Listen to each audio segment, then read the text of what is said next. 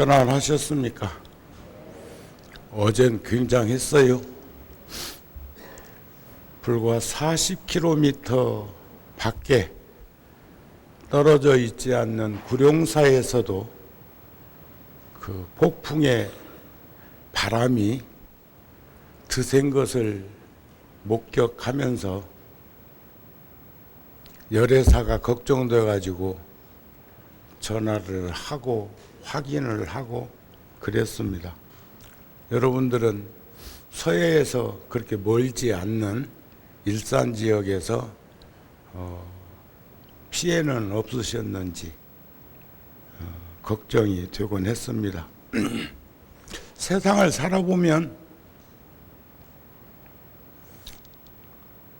청명한 날이 본성이라고 그럽니다. 본성. 우리가 청정, 법신, 원만, 보신, 천백억 화신처럼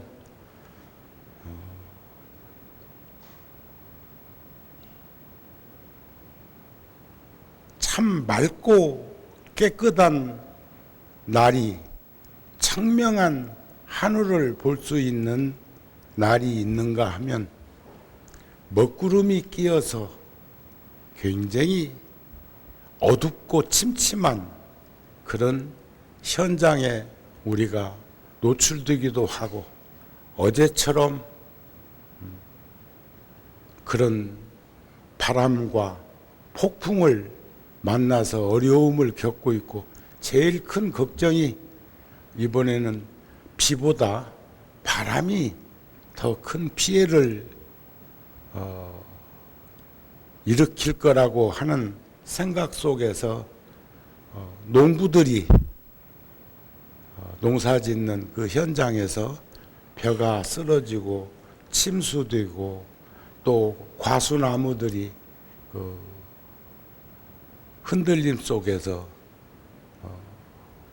낙석처럼 그렇게 과일이 우수수 떨어져서 1년 농사를 망치게 될 때, 옛날 가난한 시절 같으면 나누어 먹기라도 하고 땅에 떨어져 있는 과일을 버리지 않을 건데, 이제는 뭐 그런 것에 대해서 눈도 안 돌리는 일들이 많다 보니까 얼마나 힘들고 어려움이 생길까 싶어서 저도 틈틈이 뉴스를 보면서 걱정을 했습니다. 이제 한 보름 정도 있으면 추분이네요. 추나 추동. 이제 낮과 밤이 춘분처럼 똑같은 시간, 참 360일 그 공전하는 그 시간 속에서 어쩌면 그렇게 세상의 이치가 그렇게 이루어지고 있을까 하는 생각을 가질 때가 많이 있는데, 어느 물리학자의 글에 보니까 미래의 마음이라고 하는 그 글에 보니까 모든 것은 마음이 좌우하는 시대가 온다, 왔다, 그렇게 될 것이다, 그런 얘기예요. 태양계에 속한 은하계는 과학자들이 이렇게 숫자를 표현한 것이 천억만 개, 천억 개가 넘는 별이 우리들이 관찰할 수 있는 허공에, 저 우주에 존재한답니다. 그동안에는 신체적 능력에 의존해서 살았던 과거와는 달리 앞으로 다가올 미래는 모든 것을 마음이 좌우하는 세계가 될 것이라는 예측들을 물리학자들이 하고 있다고 합니다. 중국의 손문 선생의 삼민주의라는 글에도 보면 세상은 네 형태로 발전하고 변화할 것이다 그랬어요. 하나는 홍야 시대, 두 번째는 신권 시대, 세 번째는 군주 시대, 네 번째는 민주 시대. 우리나라는 뭐 정치인들이 민주주의, 사회주의 국가도 민주공화국이라고 하는 말들을 하고, 민주라는 말은 민초인 국민들이, 백성들이 주인이라고 하는 말들을 하는 거라고 생각이 되어지는데, 홍야시대라고 하는 신석기, 구석기 그 이전의 그런 생물학적으로 심과 심의 대결, 그러는 중에 삼재, 거기에서도 인간이, 공룡시대에서도 인간이 어쨌든 가지 살아남았고 지금까지 지배하는 걸 보면 고등동물인 인간이 굉장하긴 굉장한 것 같아요. 그런데 삼재팔란이 일어나고 대단한 일들이 빙하기라든지 그런 관계 속에서 형성되고 진행되고, 성주괴공, 생주이멸의 법칙에 의해서 지금 빙하가 다 녹으면 지구 해수면이 16m 정도 물이 증폭될 거라고 하는 말들을 하기도 하죠. 그래도 거기서 종교가 생겼다는 거예요. 사머니즘적인 종교가 신권시대, 신권이라고 표현을 했지만 그것은 종교시대가 생겼다는 말이. 그 다음에는 이제 왕조정치, 군주정치라고 그러죠. 그러면서 그런 것들이 하나씩 하나씩 소멸되면서 민주공화국이 생기는 시대로 세상은 변화되고 있다. 그런 얘기인데, 어른들이 어른들인 거, 정우스님이 정우스님인 거. 전 근간에 한 달 이상 어수선한 그 뉴스들을 보면서 참 많은 생각을 하게 했습니다. 또 그런가 하면 저 역시도 어렸을 때 기억인데, 가난한 시절에 집에 30세 때 밥 먹는 거 말고 무슨 먹을 것이, 요즘으로 말하면 간식인데, 그런 것들이 있을 때 가족 구성은 부모 형제가 이렇게 함께 사는 구성원인데 제가 중간이에요, 중간. 그런데 형이 있든 누나가 있든 부모님이 계시든 간에 먹을 게 있으면 식단 말은 그 어린 것이 꼭 그걸 좀 갖다가 먹어야 풀렸어. 그런데 부모님도 안 계시고 형이나 누나가 없을 때 내가 가족 중에 제일 나이가 많은, 그때 뭐 그만 할 때죠. 하면 그걸 지키는 것이 지금도 기억나. 식구들 다 있을 때 먹어야 된다. 그건 손대면 안 된다. 그게 어쩌면 소녀 가장들이 어리지만 어른스럽게 살아가는 모습과 닮았다고 이해를 지금도 하고 있습니다. 내 팔 갖고 내 흔들고, 네 팔 갖고 네 흔들고, 네 하고 싶은 쪼대로 하고 내 하고 싶은 쪼대로 살면 다 그 질서는 무너지는 거죠. 저도 무소유의 삶의 현장에서 내면에서는 늘상 중이고 싶고 자유롭고 싶고 허롭게 살고 싶고, 그렇다 해서 내가 뭐 구속되고 얽매이고 뭐 해가지고 뭐 짤짤짤 매면서 사는 건 아니야. 내가 좋아서 여기도 온 거요. 내가 좋아서 구룡사에서 35년 산 거요. 35년을 구룡사에서도 살았지만 저는 내면에 통도사를 떠나본 적이 없어. 또 통도사 가서 중간에 소인 보느라고 내려가 있을 때도 구룡사를 떠나본 일이 없어.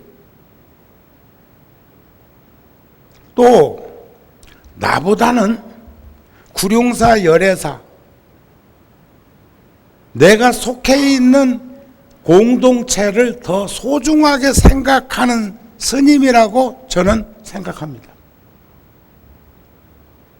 나보다 더 먼저 생각해야 되는 거. 나무 잎줄에 오르내릴 때 나로 인해서 구룡사나 열애사나 불교가 피해를 보고 상처를 입고 한다면 저는 내 스스로를, 내 인생을 접을 수 있을 만큼은 되어 있다고 생각합니다. 전 저보다 구룡사나 열애사가 소중합니다. 구룡사나 열애사보다 더 소중한 건 통도사입니다. 통도사보다 더 소중한 것은 조계종, 불교입니다. 그 이상은 말하면 그 거짓말 같아요. 뭐 사회가 더 중요하다고? 국가와 민족이. 아니, 그랬으면 나도 바른 말 좀 더 하면서 살았을 건데, 대단히 정치적으로 살았을 건데, 누구처럼 SNS도 많이 올렸을 건데, 난 한 번도 올려본 적 없거든. 여러분들도 개인, 아버지, 어머니, 어른, 불자, 이런 것을 내세우지 않는다면 지금도 손바닥 탈탈 털어버리고 남은 인생, 지금까지 살아온 것도 참 힘들었는데 지금 남은 인생 내 쪼대로 살면 좋겠다는 생각 속에 없으세요? 우리 손바닥 한번 털고 한번 일어나 볼까? 그렇게 못해. 그게 소년 가장이 어쩌면 어른스러운 모습처럼, 우리는 중생이지만, 중생계에 살고 있고 오타각세에 노출되어 있지만 함부로 살지 못하는 사실 유무보다 더 중요한 것.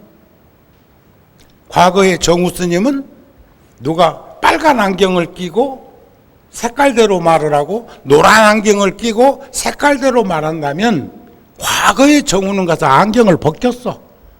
네가 안경을 지금 잘못 썼다고. 그런데 언제부터인가 내가 어떻게 살았길래 저 사람 눈에 그렇게 비칠까? 내 허물이, 내 허물. 이번에도 어떤 국무위원 후보자가 100만 건 이상의 입줄에 오르내린 것은 그분이 그동안 살아오면서 직간접적으로 세상에 끼친 영향이 관심과 희망을 가지게 해줬어. 그런데 실질적으로 이번에 보는 것은 세상에 9월달 태어난 아기를 아직까지 뭘 이렇게 검사해보기도 전에 2월달에 태어난 걸로 했다는 말은 그건 거짓말. 왜냐하면 이게 남자인지 여자인지 모르잖아요. 알아? 응? 9월달에 태어나는 아기가 한 석 달 되면 알 수 있어요? 알 수 있어? 있구나. 일찍 알 수 있구나. 근데 돌아가신 아버지가 했다고 그러면 호적등본 띄워오면 거기 써져 있어. 누가 신고했는지, 몇 월 며칠 날 신고했는지 거기 기록문에 있습니다. 예를 들어서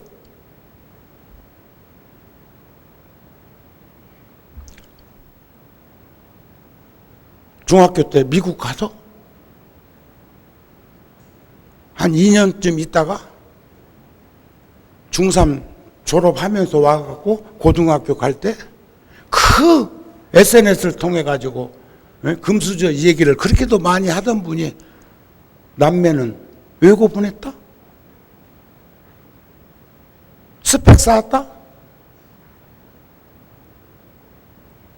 아프리카 몽고 이런데 여기저기 가가지고 뭐 했다고 그러는데 또 뭘 띄어가지고 대학 갈 때도 대학원 갈 때도 뭘 했다? 그러면 그거 본인은 다 뛸 수 있어요. 그런 일들이 이 시대에 와갖고는 법적으로는 하자가 없었다. 다 그때는 그렇게 해가지고 갔다. 맞아. 너무 뭐라고 하지 말어. 응? 그건 엘리트들의 궁색한 변명입니다. 엘리트 집단은 삼성처럼 그런 큰 회사의 집단에 있는 이들은 출세를 위하고 성공을 위하고 하기 위해서는 앞만 보고 갈 수밖에 없는 그런 상태에서, 그러나 이 시대는 지도자가 필요합니다. 리더가 필요합니다. 엘리트는 누구든지 할 수 있습니다. 그러나 지도자는 엘리트가 지도자가 돼서는 안 된다고 생각합니다. 정우 스님 똑똑하지 않습니다. 어리숙합니다. 그래도 잊어버리지 않는 근본이 있어. 중이고 싶다는 거. 그리고 나보다는 우리 불교를 먼저 생각한다는 거. 구룡사나 열애사를 먼저 생각한다는 거. 나 때문에 구룡사나 열애사에 파장이 생기면 그것은 내가 감당해야 될 몫이라는 거.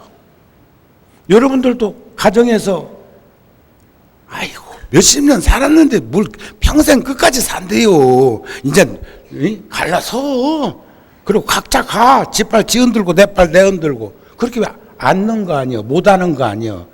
오직 했으면 그렇게도 살까 싶지만은 처음에는 사랑으로 만났지만 우린 나중에는 이해로 만남을 유지한다며요. 그런 거 아닌가요? 그래서 난 그런데 너무 연류 안 됐으면 좋겠지만 너무 양분된 그런 상태에서 우리들까지 휘말리면서 안 살았으면 좋겠고, 구성원은 어저께 어떤 국회의원 아들 마포에서 술 먹고 운전하다가 오토바이하고 오토바이 운전 그놈들 저녁에 타고 다니는 놈들 교통사고 딱 써붙이고 다니는 놈들 아니요. 그래도 문제는 한 잔 먹었다는 거요. 근데 왜 거기 뭐 연좌제인가? 저 아버지가 왜 나와 거기? 그놈 얘기만 나오지. 그렇게 얘기하기로 하면 그런 거 아니에요? 그런데 책임져야 된다고요. 가족 구성원이라는 것은 그런 거 아닐까요? 절박한 그런 마음들을 꼭 법적으로 얘기하고자 하는 거 아닙니다. 남이 잘못했어도 내가 부끄러울 때 있잖아요. 창피할 때 있잖아요. 그런데 요즘 보면 자기가 잘못한 것을 전혀 못 느낀다는 거예요. 모른다는 거예요. 체면 없다는 거예요. 부끄러워할 줄 모른다는 거예요. 창피한 줄 모른다는 거예요. 뻔뻔하기가 이루 말할 수가 없다는 거예요. 느끼시죠? 우리는 그렇게 살지 맙시다.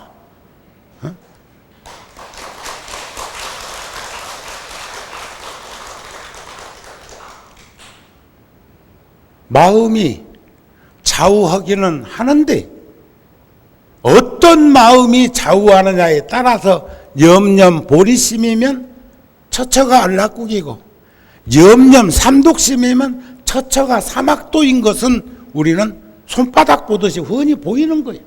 인과를 믿고 윤회를 부정하지 않는 삶을 사는 사람만 그걸 느끼는 게 아니에요. 개정의 사막으로 세상을 살아가는 그 마음은 정토를 이루는 것이고 탐심치 삼독의 그 마음 본성은 아니지만 오염되고 물들어 있으면 그 사람은 곳곳이 다 지옥이라는 거예요. 그러한 것을 알기 때문에 우리는 함부로 세상을 살지 않는 것 아니겠느냐. 그렇게 노력하는 것 아닐까. 그런 마음이라는 거죠. 보세요. 천둥 번개 치고 벼락이 치고 하는 거요. 폭탄 터지는 소리 아니에요. 도저히 뉴스에 보니까 그 바람 조금 부는데도 능엄경에 그런 말씀 안 있습니까? 맑고 깨끗한 마음이 그건 청정한 하늘이겠죠. 어둡고 침침한 허공과 만나서 부딪히고 요동치고 흔들리다가 바람 기운 생겼는데 그것이 태풍, 그것이 허리케인. 이번에도 카리브 연안에 3년 전에는 재작년이니까 전에는 푸에르토리코에서 우리나라에 6만 1,000명이나 6.25 때 미국 군인 이름으로 참전해가지고 856명이 전사하고 지금도 생존해 계신 분이 한 2,000명 정도 계신데 거기가 초토화됐을 때 대한민국은 누구도 거기에 마음 쓰지 않았습니다. 우리 불교에서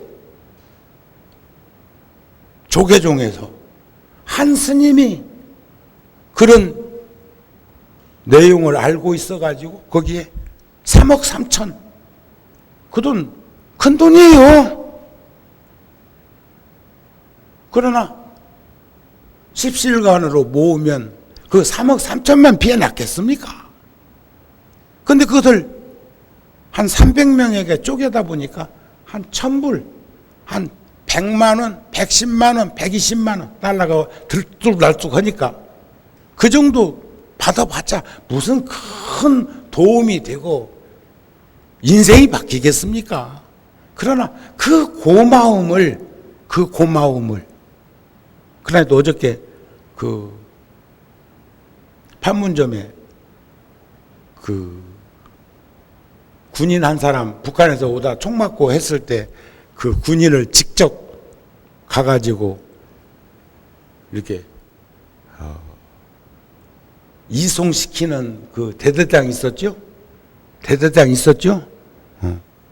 권중령이라고 그러는데 어제부로 대령됐다고 저한테 자랑하던데 그분 애썼는데 그 우리 무량수전 그 법당 지을 때 거기 대대장이었다니까.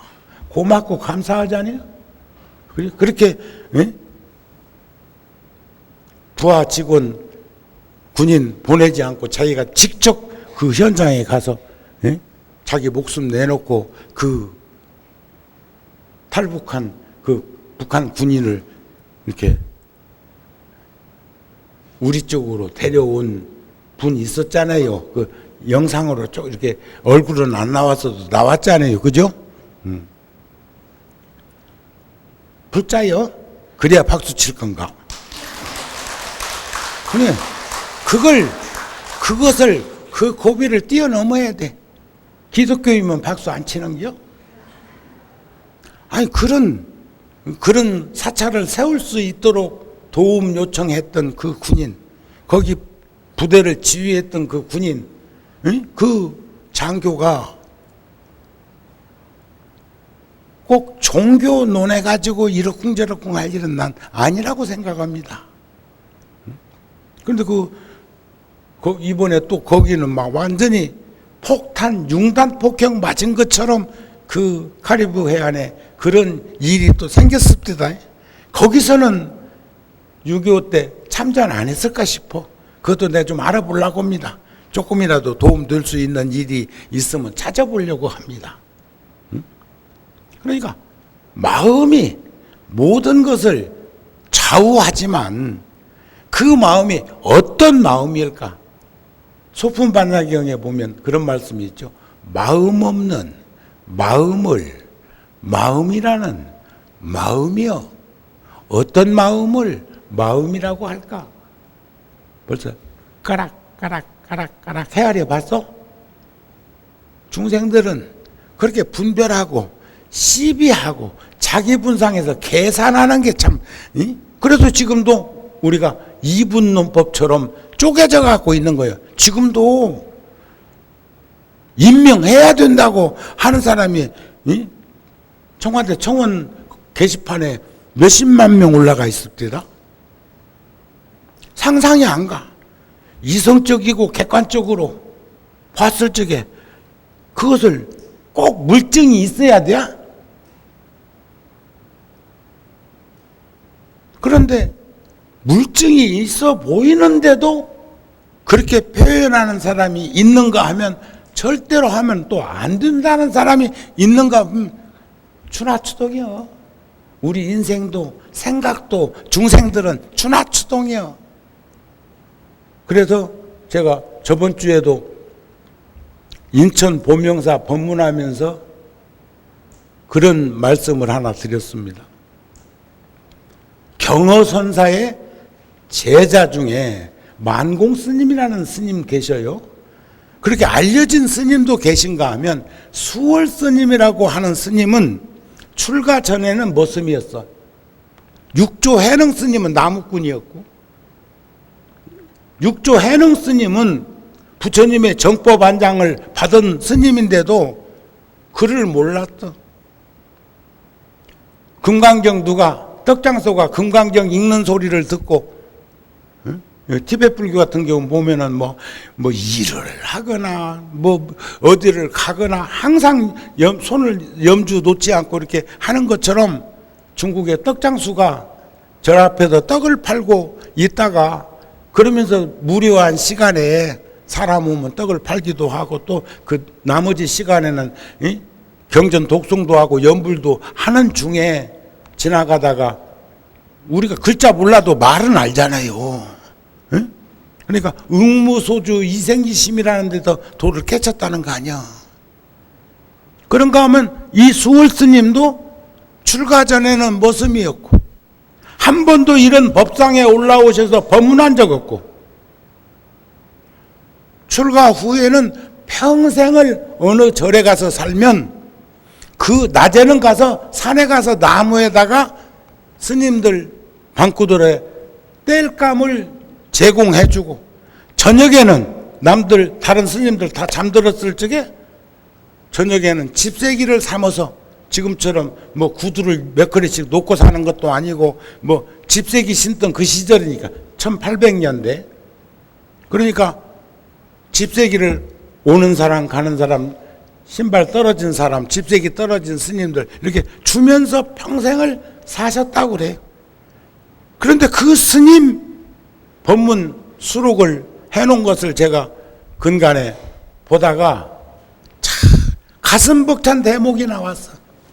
그 스님이 하시는 말씀에, 혼자 있을 때는 온전한 나요, 둘이 있을 때는 반쪽알이 나요, 여럿이 있을 때는 내가 없더라, 이런 법문이 있어. 근데 그 법문을 보면서 저는 뭔 생각을 했냐면, 청정무구한 본성을 잃어버리지 않고 올곧하게 지니고 무소불처럼 나아가면 내가 있는 것이고, 둘이 있다는 것은 흑백의 논리처럼 선악의 논리처럼 나에게도 두 개의 마음이 있잖아요. 부정적인 마음과 긍정적인 마음이 있는 것처럼. 그러면 반쪽알이 나요. 내 생각에서 막 수없는 번뇌 망상이 일어나가지고 죽을 듯이 끌면 내는 없다, 나는 볼 수 없다, 그런 가르침으로 내가 받아들였어. 그래가지고 혼자 그것을 느끼고 있기에는 가슴이 벅차갖고 저번 주 일요일 날 인천 보명사 법문할 때 그걸 그대로 전해준 것을 축조해가지고 여러분들한테 간결하게 이 얘기를 해드린 거예요.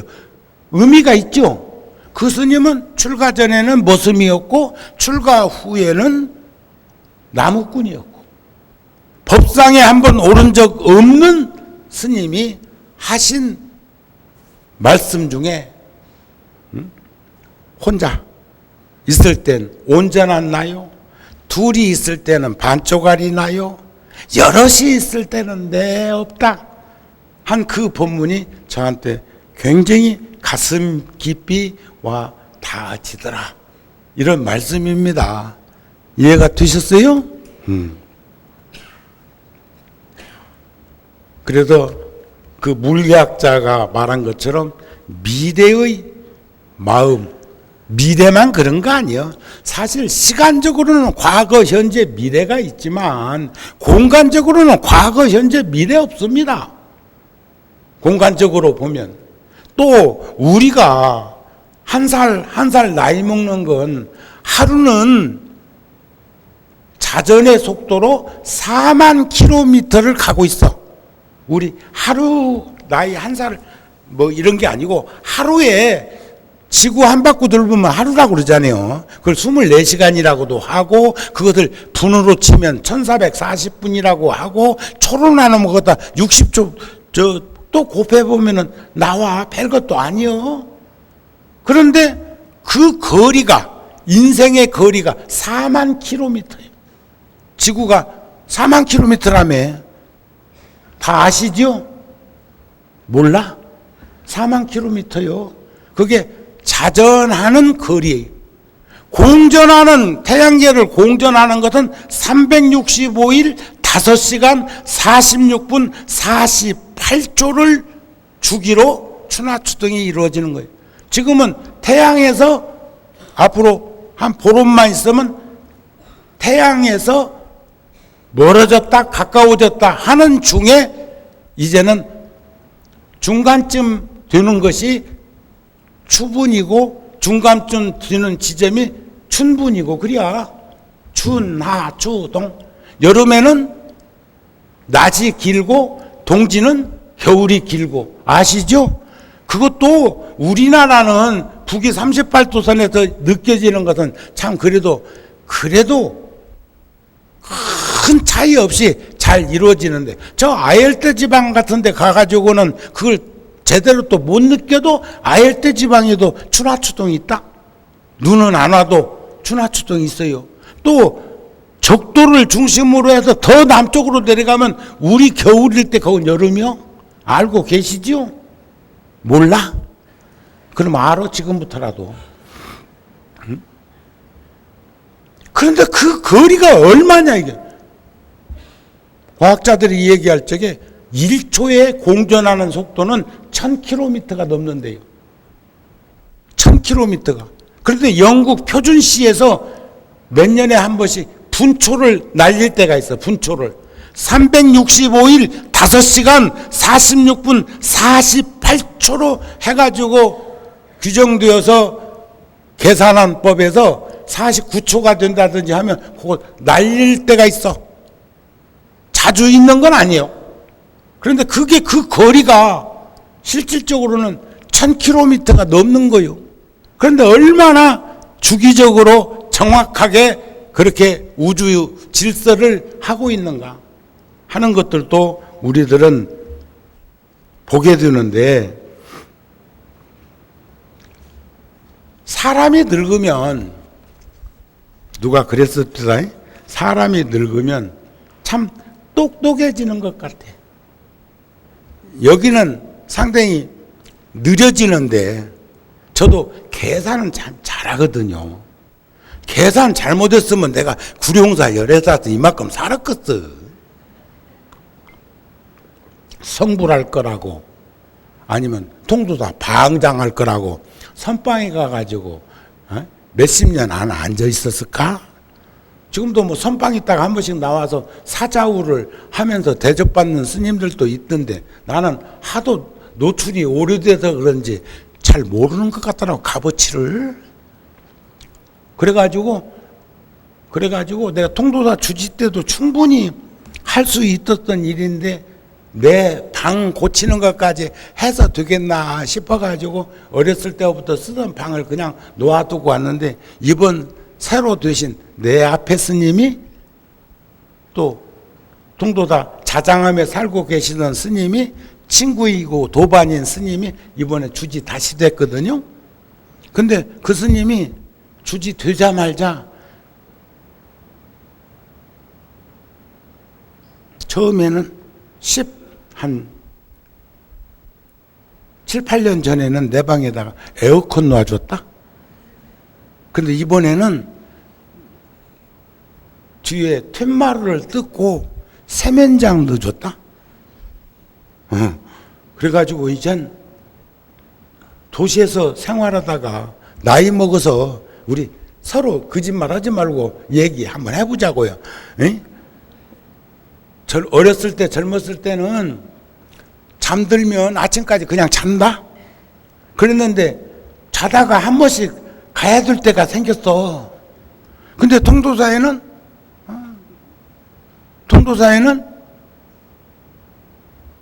그런 게 없어. 왜요? 괜찮아. 통도사에는 여러분들이 너무 멀리 떨어져 있는 것이지 우리 보살님이 앞에 온 건 잘한 거요.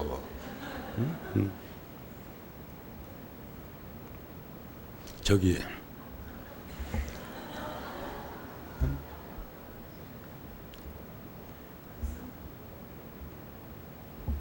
거울에 나를 비춰보면 우리가 적응되어서 그렇지. 이게 오른손이요, 왼손이요? 요게.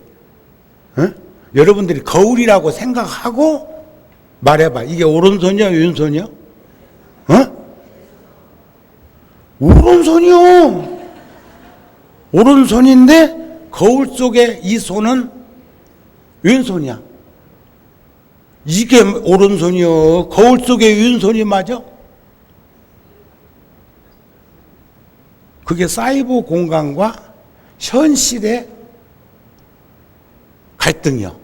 그런데 우리는 이것을 오른손이라고 하고 거울 속에서 나를 볼 때는 거울 속에 나를 보면 분명히 이 손은 왼손이어야 해. 그런데 오른손으로 안다고요. 그런 인생살이가 많어. 너무 계산을 까락까락 하지 말어. 알았습니까? 그냥 넘어갈 건 넘어가. 실질적으로 한여름에는 구룡사 여기는 중앙 집중식이어가지고 저 닥터 저 냉난방이 저 천장에서 불어줘요. 구룡사의 단점을 보완해서 지었기 때문에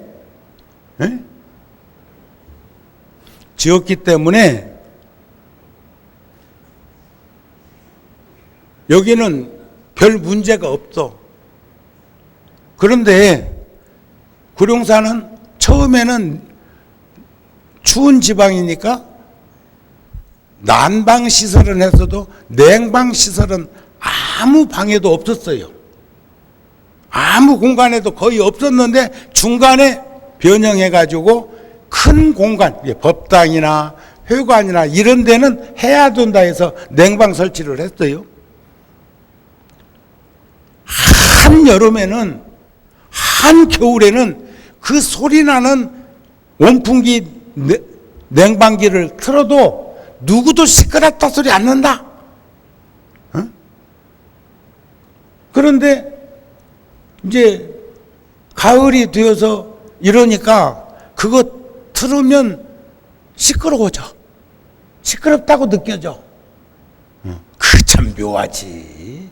참 우리가 이해하고 또는 적응하고 하는 그것이 전부 자기 분상에서 생각하는 거예요. 절대로 그런 데서 끄들리지 마세요. 아셨습니까? 이제 나이 먹어가니까 좀 똑똑해지는 이치가 있었더라니까. 젊었을 때는 모르던 것들이 하나씩 눈은 침침해지는데 귀는 멍멍해지는데 입은 바싹바싹 마르는데 그것이 그러기만 하지는 않아. 이번에도 여기 여당의 근무 국회의원은 청문회에서 지금 백성들의, 국민들의, 젊은이들의 그 아픔을 대신해서 후보자한테 묻더라고요.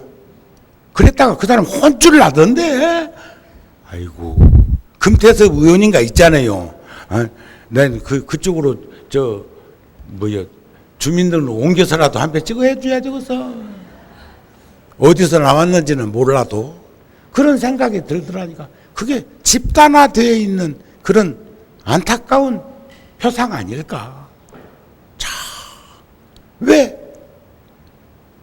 객관적이고 왜 이성적이고 왜 현실적인 것을 그렇게도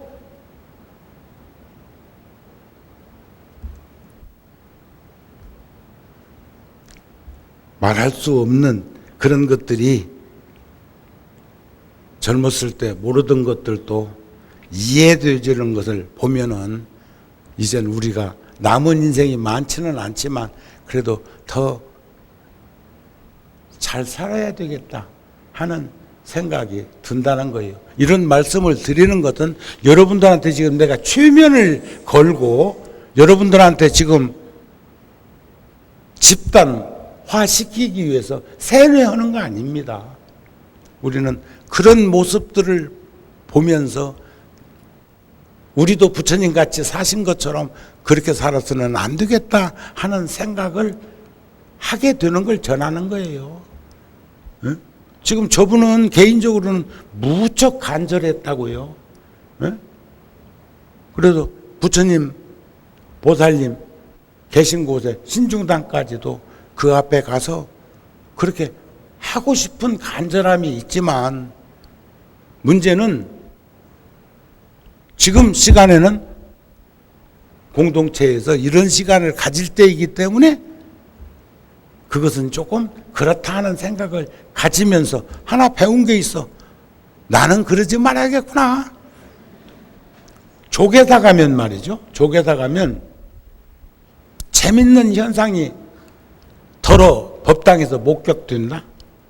저는 이제 조계사 총무원의 근무 같은 거 할 때 보면 저녁 시간에 1년 내도다 하루도 쉼 없이 조계사는 법표가 있습니다. 청년 법표라든지 등등등 법표가 있어서 낮에 법표보다 저녁 법표에 이제 법사로 이렇게 인연을 맺어서 가보면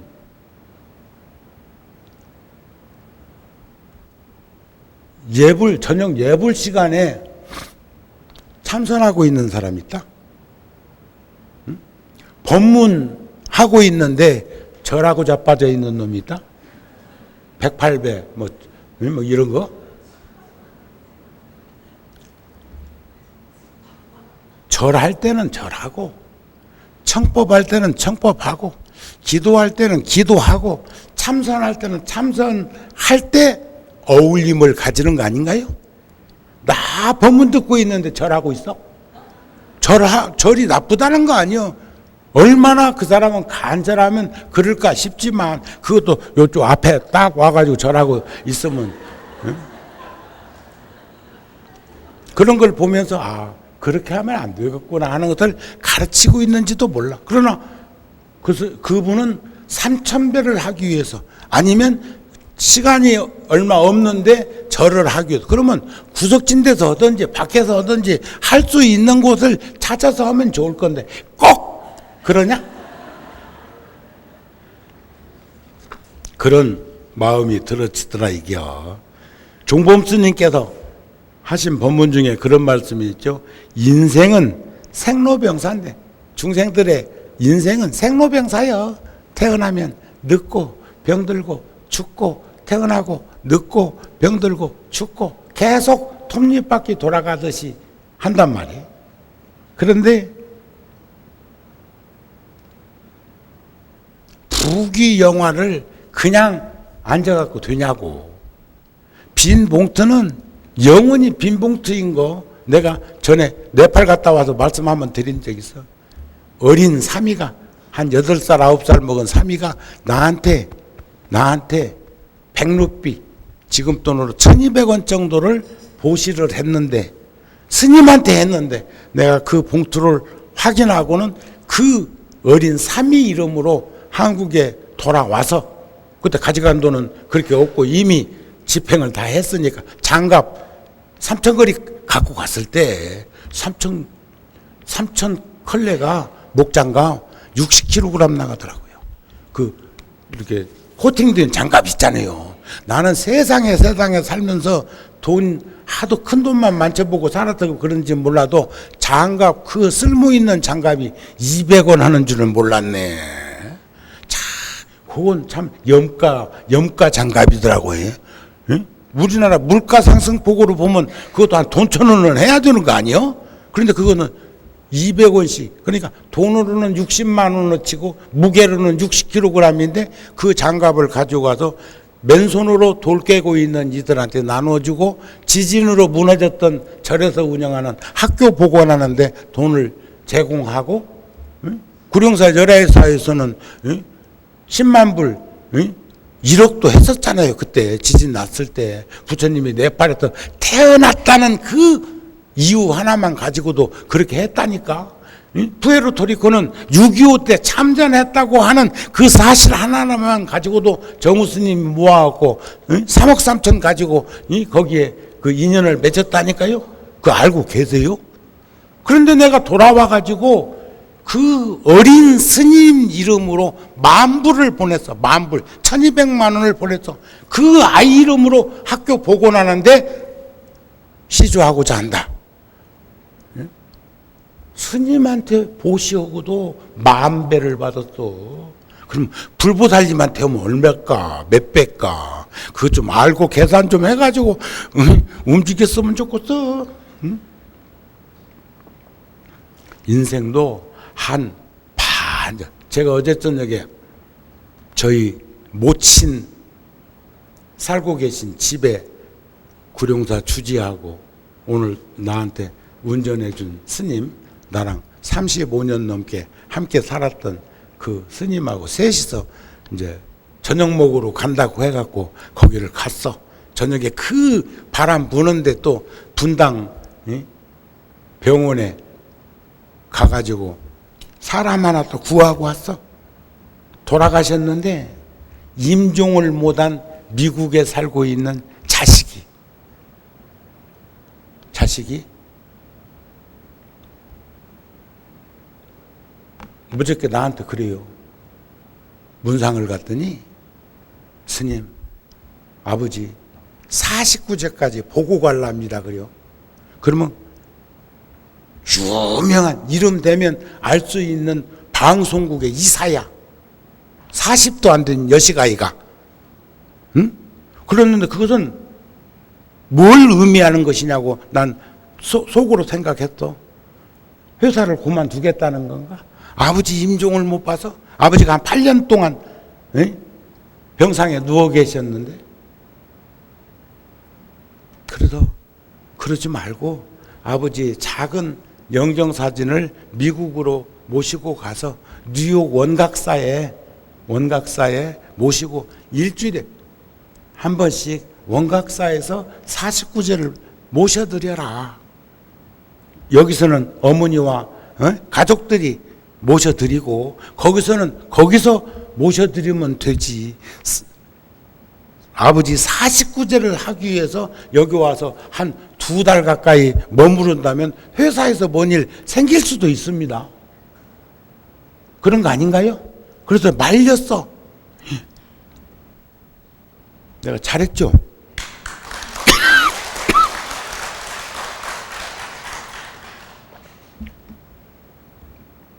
인생은 절반쯤 왔을 때 깨닫게 되는 것들이 있더라는 거죠. 행복하다는 사람들은 자세히 살펴보면 공통적으로 보이는 게 있어. 공통적으로 요게 싹 올라가 있다. 입꼬리가 올라가 있어. 그건 절대로 기쁘고 즐거운 환희한 마음이 내재되어 있지 않으면 정우 스님은 그런 마음이 없는가? 요게 자꾸 내려와. 자꾸. 그래서 친한 스님도 만나면 올리라고 이렇게 나한테 말 않고 이렇게 올리라고. 무슨 고통과 괴로움이 그렇게 많고 근심 걱정이 정우 스님은 많은지 이게 자꾸 상대방 눈에 내려와 있는 것으로 비친다는 것은 지도 별것도 아닌데, 지도 내가 거울이 되어서 이게 내려와 있다면 지도 내려와 있는 거 아닌가? 예? 그러면서도 고마운 마음을 가집니다. 그 중에서도 가장 그들이 중요하게 생각하는 일은 그 일 자체만으로도 즐거울 뿐만 아니라 그것이 점차 내 존재를 완성시켜가는 기쁨의 근원이 되더라 하는 공통점이 있다는 거예요.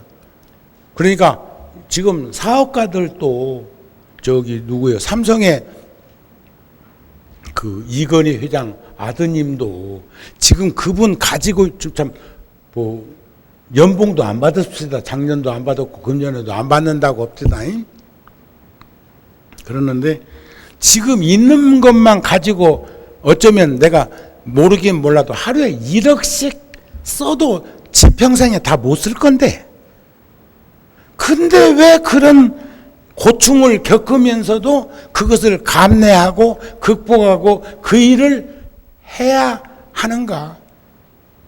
그가 자기 가지고 있는 것을 소유하고 있다면, 엘리트라면, 성공을 쫓아서 가고 있는 엘리트라면 그는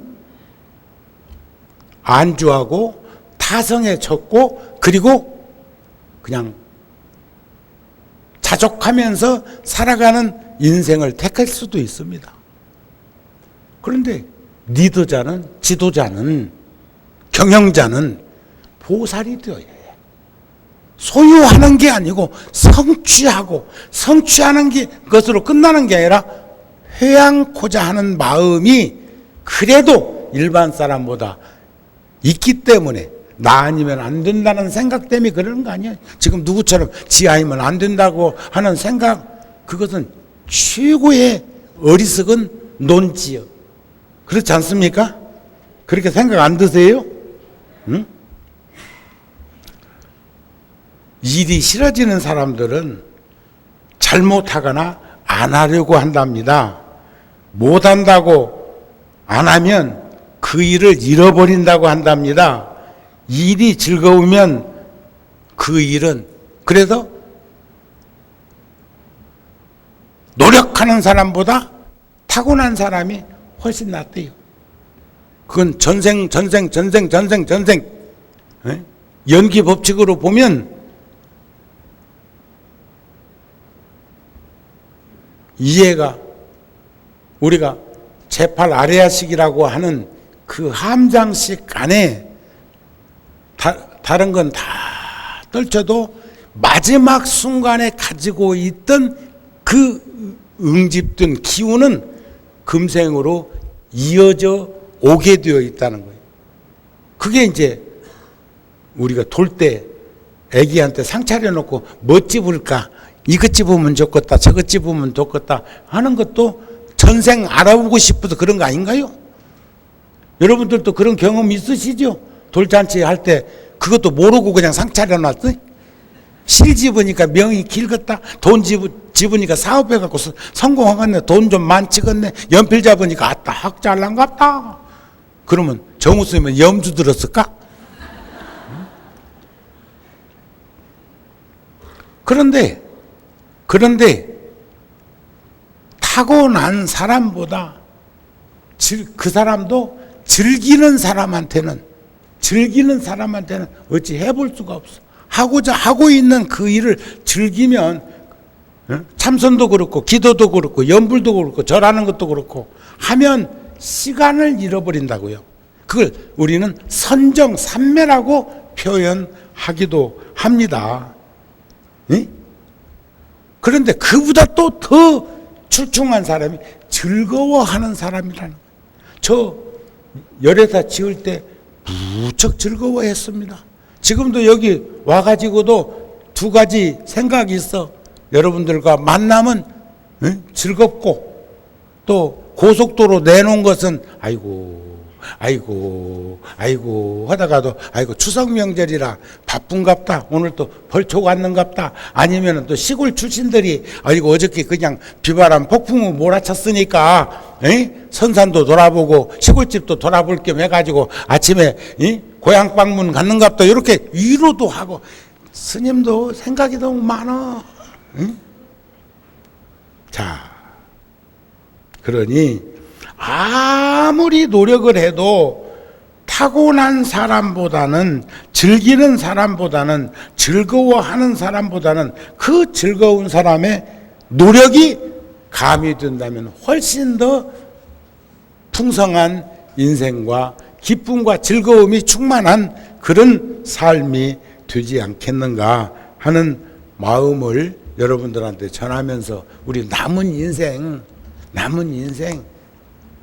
뭐 잘 살려고 뭐 노력할 것도 없지만 그러나 오늘 시간적으로는 과거 현재 미래가 시간이지만 공간적으로는 어제 오늘 내일이 결코 나누어서 바라보는 분상이 아니라 한결같은 마음으로 아까 말씀드렸죠. 마음 없는 마음을 마음이라는 마음이요.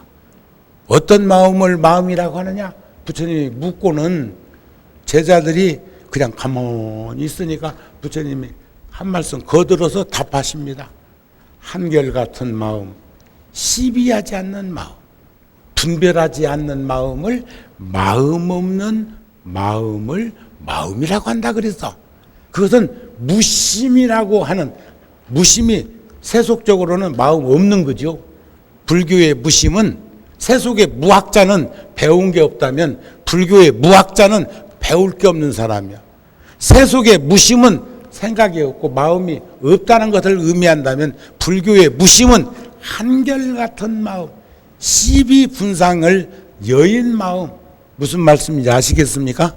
그런 마음으로 함께 더불어 살아가는 모두와 함께 어울림을 가지면서 살았으면 좋겠습니다. 추석 명절 잘 보내시고요. 또 9월 달에 공부할 적에 아이고 나는 몇 끼요 하고 나라빠지지 말고 시간 내서 같이 공부들 하면서 삽시다. 그래야 뭐 열댓 명 앉아 있는데 내가 오기보다는 그래도 100명 200명 있는 데가 안 나을까? 그래도 열댓 명 있어도 올 때 되면 오겠지만 근데 오라 소리를 안 태.